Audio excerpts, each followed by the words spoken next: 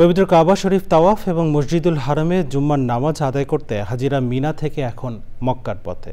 সকালে মুজদালিফা থেকে মিনায় পৌঁছে শয়তানকে পাথর ছুঁড়ে পশু কুরবানি দিয়ে ঈদুল আজহা উদযাপন করছেন হাজিরা।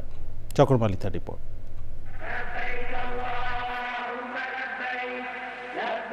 পবিত্র আরাফাত ময়দানে বৃহস্পতিবার দিনভর মহান আল্লাহ রব্বুল আলামিনের দরবারে নিজেকে সমর্পণ করে হাজিরা রাত যাপন করেছেন মুজদালিফায়।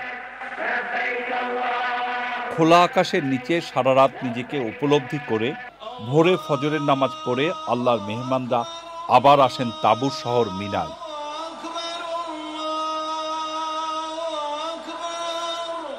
প্রথম দিন সেখানে বড় জামারাত বা বড় শয়তানকে লক্ষ্য করে ৬০টি পাথর ছুড়বেন তারা। হযরত ইব্রাহিম আলাইহি ওয়াসাল্লামের ইতিহাসকে স্মরণ করে নিজের গর্ব, অহংকার এবং আমিত্বকে ত্যাগ করার জন্য প্রতীকী এই পাথর ছোড়া। এভাবে শয়তানকে পাথর ছোড়ার মধ্য দিয়ে অন্যায় অসত্যের বিরুদ্ধে সংগ্রামে ঝাঁপিয়ে পড়ার জন্য আল্লাহর এই মেহমানদের প্রেরণা অর্জন। শয়তানকে লক্ষ্য করে আগামী ২ দিন আরও ৪২টি পাথর মারবেন হাজিরা।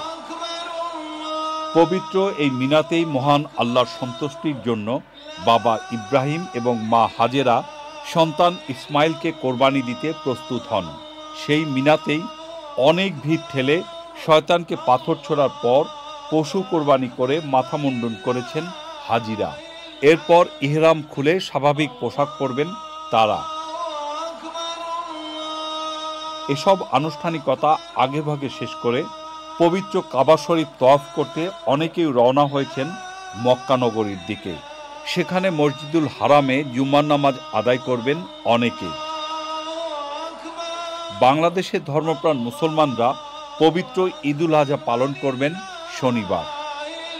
চকর মালিথা, চ্যানেল আই। এই ঈদে জামা জুতো অ্যাক্সেসরিজের ডিসকাউন্ট।